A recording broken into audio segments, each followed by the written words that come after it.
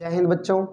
आज हम लोग जा रहे हैं पढ़ने कि अगर दो लेंसेज का कांटेक्ट में रखे हो तो उनका कॉम्बिनेशन क्या होगा। तो यानी combination of thin lenses in contact, दो पतले पतले लेंस एक दूसरे के पास कांटेक्ट में एक दूसरे से चिपका करके रखे गए हैं, तो उनका टोटल फोकल लेंथ क्या होगा या उसकी बिहेवियर क्या होगी, उसका इमेज कहाँ बनेगा, इसके लिए हम लोग फार्मूला डिराइव करेंगे और वही हम लोग को पढ़ना है इसमें। और उसकी पावर कॉम्बिनेशन का, दोनों लेंस जब कंबाइंड करेंगे तो उनकी पावर पे क्या इंपैक्ट पड़ेगा या उसकी पावर होगी क्या, इसके बारे में पढ़ेंगे। अभी इसके जस्ट पहले हम लोगों ने पढ़ा या देखा कि अगर कोई लेंस, कल अभी हम लोगों ने पिछले क्लास में पढ़ा था power of lens, power of a lens, किसी लेंस की पावर के लिए। तो इसका फार्मूला हम लोगों ने P = 1/f डिराइव किया था। और पावर का यूनिट क्या था बेटा? डायोप्टर। इसका यूनिट होता है डायोप्टर, ठीक है, डायोप्टर। तो अब इसके लिए तीन कंडीशन आप लोगों ने पढ़ा था, नोट अभी अभी देखिए क्या कि अगर जिस लेंस को, कोई एक लेंस है, लेंस को आप लिक्विड में इमर्ज कर रहे हैं, लेंस को आप लिक्विड में प्लेस कर रहे हैं, अगर लेंस का रिफ्रैक्टिव इंडेक्स अगर ज़्यादा हुआ, किससे? Refractive index of the liquid ना, अगर लिक्विड के रिफ्रैक्टिव इंडेक्स से ज़्यादा हुआ, मतलब इसका कम अगर इसका ज़्यादा है, तो इस कंडीशन में लेंस का फोकल लेंथ बढ़ जाएगा। फोकल लेंथ को मतलब स्मॉल एफ लिख दूं क्या? फोकल लेंथ को स्मॉल एफ से रिप्रेजेंट करते हैं, तो स्मॉल एफ जो है बढ़ जाएगा लेंस का फोकल लेंथ। और अगर कहते हैं दूसरा कंडीशन है, फर्स्ट कंडीशन हो गया। सेकेंड कंडीशन ये है कि अगर जो लेंस है, इस लेंस का रिफ्रैक्टिव इंडेक्स अगर कम हुआ, इसका रिफ्रैक्टिव इंडेक्स अगर कम हुआ, किससे? लिक्विड के रिफ्रैक्टिव इंडेक्स से। एक काम करते हैं, इतना बड़ा ना लिख करके हम डायरेक्ट ऐसे लिखते हैं, रिफ्रैक्टिव इंडेक्स को एन से रिप्रेजेंट करते हैं, रिफ्रैक्टिव इंडेक्स ऑफ एल मतलब लेंस, ठीक है, एल एस लिख देते हैं, एल एस लेंस। अगर ये कम हुआ किससे? एन एल डी लिक्विड ना, एल डी मतलब लिक्विड। तो अगर लेंस का रिफ्रैक्टिव इंडेक्स अगर कम हुआ लिक्विड से, तो लेंस का बिहेवियर चेंज हो जाएगा। इसका मतलब अगर लेंस कनकेव है तो कन्वेक्स, कन्वेक्स है तो कनकेव हो जाएगा। तो the nature of the lens will, the nature of the lens will changed हो जाएगा बेटा। और थर्ड कंडीशन क्या है? थर्ड कंडीशन है अगर ये दोनों बराबर हो, लेंस का रिफ्रैक्टिव इंडेक्स और लिक्विड का रिफ्रैक्टिव इंडेक्स अगर दोनों बराबर हो, तो lens will not appear, lens दिखाई नहीं देगा, लेंस विल नॉट अपीयर। जब इसको आप इसके बराबर के, लिक्विड का रिफ्रैक्टिव इंडेक्स और लेंस का इनिशियली रिफ्रैक्टिव इंडेक्स 1.5 होता है, 1.5। अगर वेजिटेबल ऑयल अगर ले लें, कुछ ऐसे भी ऑयल हैं जो कि रिफ्रैक्टिव इंडेक्स 1.5 से ज़्यादा भी रखते हैं, जैसे तारपीन का तेल का नाम सुने हैं? हाँ, उसका होता है। हाँ, तो सुने अब इधर सुनिए। तो कुछ ऐसे भी ऑयल होते हैं जिसका रिफ्रैक्टिव इंडेक्स लेंस से ज़्यादा होता है, कुछ ऐसे होते हैं जो कम होता है, कुछ लिक्विड भी ऑयल भी, लेकिन कुछ ऐसे होते हैं जिसका बराबर होता है। अगर बराबर हुआ तो उस समय अगर लेंस को उसमें प्लेस करेंगे तो दिखाई नहीं देगा। जैसे वेजिटेबल ऑयल, हाँ फॉर्चून, अच्छा वेजिटेबल ऑयल है, वेजिटेबल ऑयल में अगर आप प्लेस करेंगे ग्लास को तो वो दिखाई नहीं देगा। आप घर पे जाके प्लेस करके देख सकते हैं। अगर गिरा और टिपा जाएंगे आप लोग, मम्मी कूट देंगे ना। तो इधर देखिए बेटा, तो इसलिए अब हम यहाँ पर कॉम्बिनेशन ऑफ थिन लेंस पढ़ने जा रहे हैं। तो कॉम्बिनेशन ऑफ थिन लेंस क्या है? अगर हम यहाँ पर एक पतला लेंस, ये पतला लेंस है, इसी के साथ एक और पतला लेंस रखा हुआ है, बातें नहीं बेटा,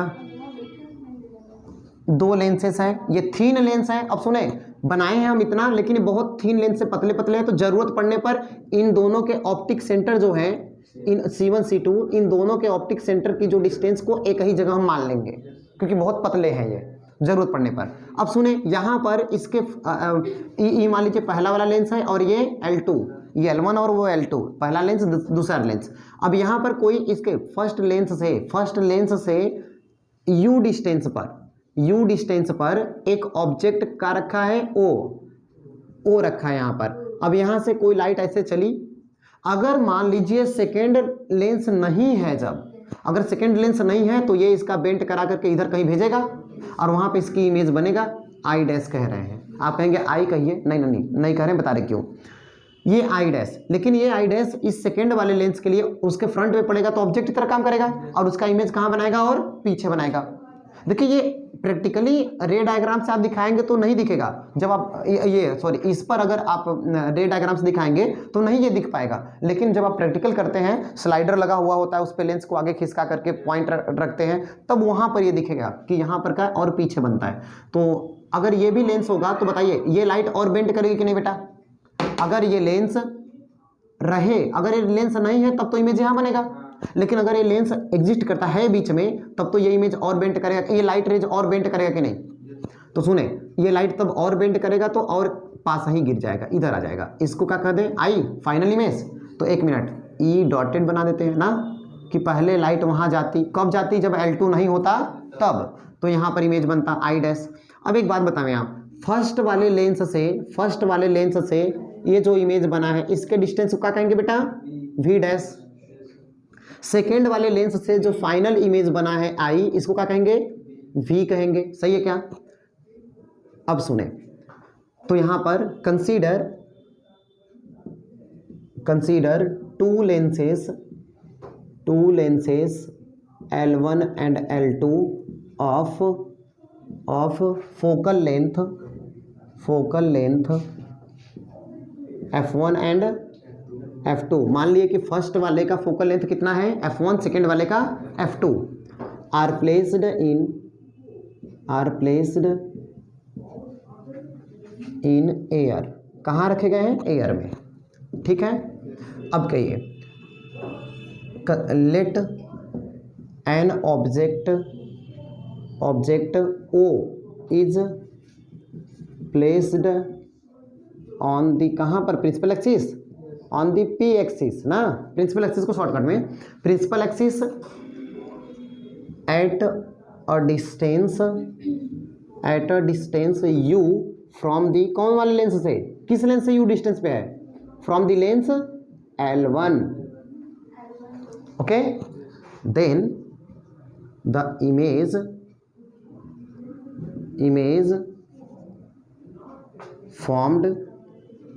formed by L1 then I भी, एक मिनट, देन क्या इमेज बना है? I dash. Then I dash is image formed by the lens L1 at a distance, कहाँ पर? एट अ डिस्टेंस कितना? एट अ डिस्टेंस, कितने डिस्टेंस पे बना है बताइए? V dash. कहाँ से? फ्रॉम L1 ने बनाया तो L1 से ना डिस्टेंस लेंगे, तो L1 से। Then by refraction formula,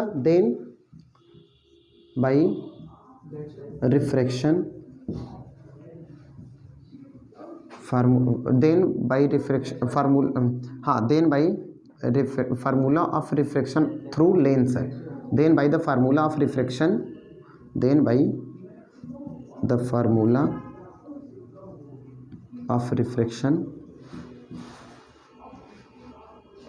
for a lens. ये बताइए, अभी हमने आप लोग को प्रूफ करके दिखाया 1/f equal to 1/v minus 1/u। Lens maker formula में लेंस के लिए फार्मूला ये डिराइव करवा चुके हैं, ये डिराइव करा चुके हैं कि नहीं?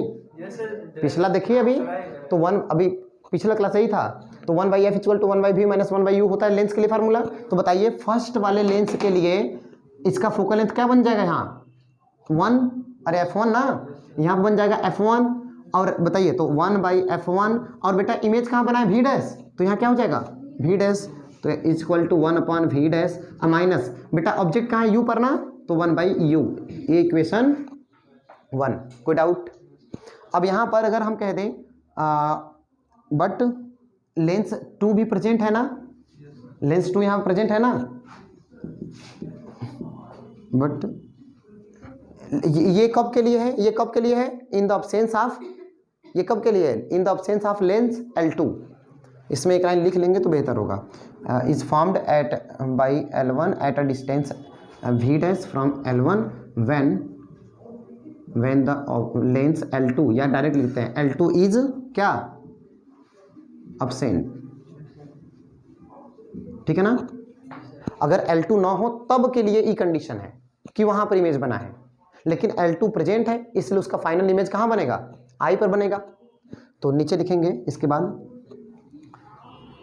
This image, this image I dash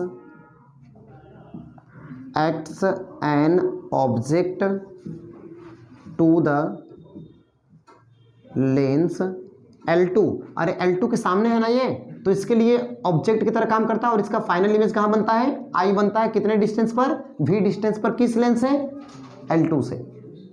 तो this image I dash acts an object to the lens L2 and its final image का नाम क्या है, फाइनल इमेज का नाम है I इज फॉर्म्ड, कहाँ में फॉर्म होता है, इज फॉर्म्ड एट कितने डिस्टेंस पर, एट डिस्टेंस बोलिए V फ्रॉम दी, किस लेंस से, फ्रॉम दी लेंस L2। सुना है क्या।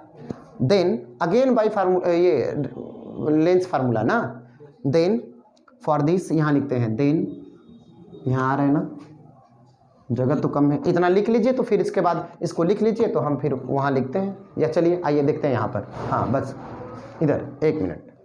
तो देखिए then for L2 lens, then for refraction for L2 lens, then refraction L2 के लिए क्या लिखेंगे, 1/f के जगह पर क्या होगा, F2। अरे यहाँ 1/f की जगह इस बार F2 होगा ना, F2 equal to 1/v। Image कहाँ बना है, v डिस्टेंस पर, इसमें देखिए ना इमेज कहाँ बना है, v डिस्टेंस पर, तो 1/v ही रहेगा, माइनस 1/u, u का मतलब ऑब्जेक्ट डिस्टेंस। इस समय I डैश हमारे लेंस L2 के लिए क्या है, ऑब्जेक्ट है। तो बताइए I डैश का L2 से डिस्टेंस कितना है, तो वही अब सुनिए, ये आप कहेंगे कि हम पहले ही बोल चुके हैं कि दोनों लेंस का लगभग C1 C2 एक ही जगह है, क्योंकि इतना पतले हैं ये, ठीक है ना। तो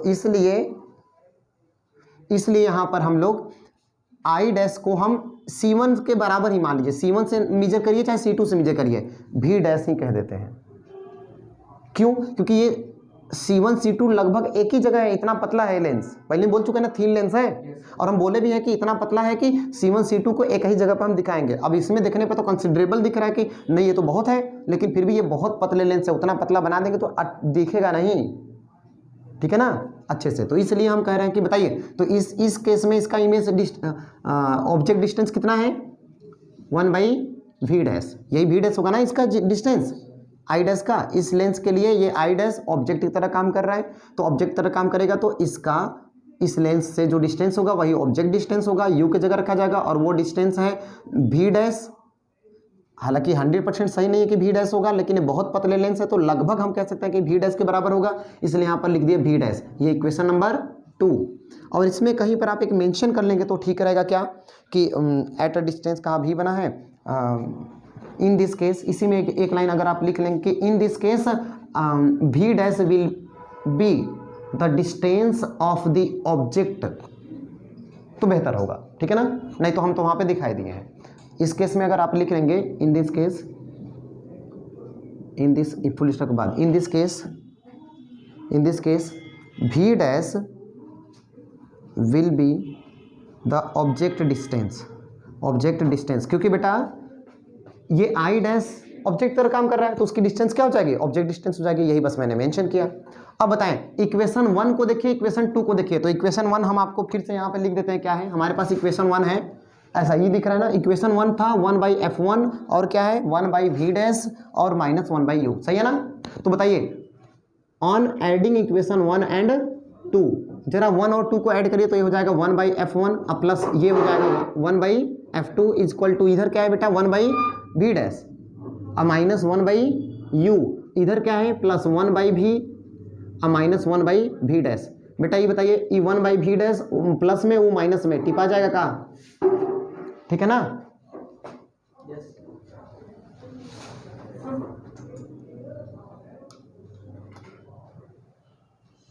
देखिए ये है 1/v डैश प्लस में, ये है 1/v डैश माइनस में, ये दोनों टिपाई गए। अब बचा का 1/v प्लस में, अब माइनस 1/u, तो प्लस वाले को पहले और माइनस वाले को बाद में, ये हो गया 1/f1 प्लस 1/f2। अब सुने, अगर मैं कह दूं ये हमारा फार्मूला नहीं है, अभी इसके बाद सुनिएगा, अगर मैं कह दूं कि if a lens of focal length f is placed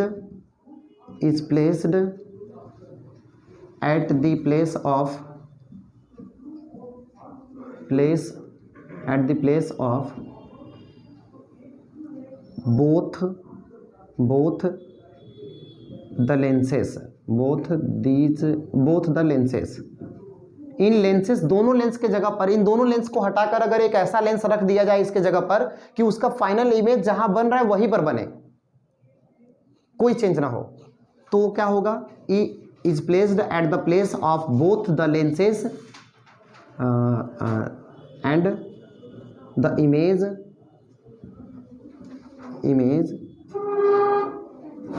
will form at the same position. बहुत अच्छी चीज़ है, देखना समझना थोड़ा सा क्या है सेम पोजीशन। देन अभी बताइएगा, आप लोगों ने कभी पढ़ा था इक्विवेलेंट रेजिस्टेंस? क्या इक्विवेलेंट रेजिस्टेंस? अरे आप याद करिए, मैंने एग्जांपल दिया था इसका कि अगर मान लीजिए एक दीवार को 5 मजदूर 5 दिन में बनाते हैं और 1000 रुपीज लेते हैं, और उस 5 मजदूर को हटा करके एक मजदूर आपने लगा दिया, वो मजदूर आया, कहा कि हम इस दीवार को 5 दिन में अकेले बना देंगे और 1000 उतना ही पैसा लेंगे, तो ई मजदूर उस पूरे मजदूर को रिप्लेस कर दिया। कहा काम में, पैसे में, समय में कोई फर्क भी नहीं पड़ा। तो ऐसे ही हमने आपको इक्विवेलेंट रेजिस्टेंस बताया था, the resistance used at the place of the all the resistances in the circuit. किस सर्किट में बहुत सारे रेजिस्टेंस लगे हैं, उन सभी रेजिस्टेंस को हटा करके उसके जगह पर एक ऐसा रेजिस्टेंस लगाइए कि पूरे सर्किट का वोल्टेज और करंट पे कोई फर्क न पड़े। If all the resistances is replaced by a single resistance but the total potential as well as current in the circuit remains unchanged, then the resistance is called as the equivalent resistance. ऐसे ही अगर मैं इन दोनों lenses को हटा करके एक ऐसा लेंस इसके जगह पर यूज करूं, एक ही कि इसका इमेज जो ऑब्जेक्ट जहां पर रखे हैं तो जहां इमेज फाइनल बन रहा है वही का वही बने, तो कोई दिक्कत नहीं है। तो अब बताइए, देन इस केस में क्या हो जाएगा? 1/f फार्मूला बताइए क्या होगा? 1/f is equal to 1/v minus 1/u। अरे ऑब्जेक्ट u पर ही रखा है और इमेज कहां बन रहा है? v पर ही बन रहा है, तो इसको कह देंगे इक्वेशन नंबर 4। डब्बा जो बनाए हैं इसको इक्वेशन 3 बनाइए, इसको डब्बा आप मत बनाइएगा, इसको इक्वेशन 3 बनाइए। अभी अभी जो लिखे इसको इक्वेशन नंबर 4। अब इक्वेशन 3 और 4 से बताइए क्या मिल रहा है? RHS दोनों का बराबर है क्या? RHS दोनों का बराबर है क्या? तो LHS भी बराबर होगा, तो लिखेंगे फ्रॉम इक्वेशन 1 एंड 2। लिखें फ्रॉम इक्वेशन 1 एंड 2। एक मिनट, तो देखिए अब लिखेंगे from equation 3rd and 4th। From 3rd and 4th जरा बताइएगा, 3rd एंड 4th से इसका राइट हैंड साइड बराबर है तो लेफ्ट हैंड साइड भी बराबर होगा, तो 1/f equal to 1/f1 plus 1/f2। अब बताइए, कोई एक लेंस जो आपने प्लेस किया है, इस दोनों लेंसेस अगर फोकल लेंथ बराबर हो, फोकल लेंथ पता हो, नोन हो, तो एक उसके जगह पर नया लेंथ हम यहाँ पे फाइंड कर सकते हैं और उसकी फोकल लेंथ निकाल सकते हैं ना। तो ये हो गया फार्मूला। अब इसी को लिखेंगे, अगर मान लीजिए हम कहते हैं यहाँ पे 2 लेंस की जगह 3-4 लेंस होते तो क्या होता है? सीरीज में लेते हैं, प्लस 1/f3 प्लस 1/f3, ऐसा ना। 2 लेंस है, 3 लेंस होता तो प्लस 1 क्या हो जाता हो? f3 plus 1/f4 plus dot dot dot and so on. अब इन टर्म्स ऑफ, इसको अगर हम लिखना चाहें तो in terms of power of the lens के पावर के टर्म में अगर इसी को लिखना चाहे तो क्या हो जाएगा? 1/f की जगह p होता है कि नहीं? तो p is equal to p1 पहले वाले लेंस का पावर अब प्लस p2। अच्छा, अब इधर फिर अगर if there are n number of lenses तो क्या हो जाएगा? ये plus dot dot dot dot n तक। If there are n number of lenses then this equation can be written as क्या? p is equal to p1 plus p2 plus p3 plus dot dot dot का plus pn। और डब्बा बना के सम्मान दीजिए, हो गया complete. Okay, thanks for watching.